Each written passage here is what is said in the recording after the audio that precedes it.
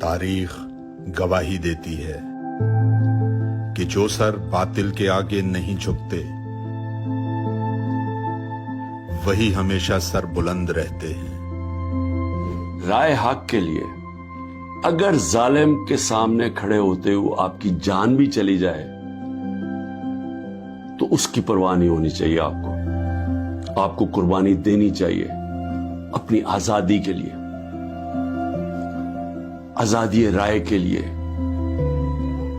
آپ کو اپنے حقوق کے لیے، انصاف کے لیے، کیونکہ جب تک ایک قوم آزاد نہیں ہوتی دنیا کی تاریخ میں اس کا کوئی مقام نہیں ہوتا۔ مولانا رومی کی ایک کہات ہے کہ جب اللہ نے آپ کو پر دیے تو کیوں چوٹیوں کی طرح زمین پہ رینگ رہے ہو؟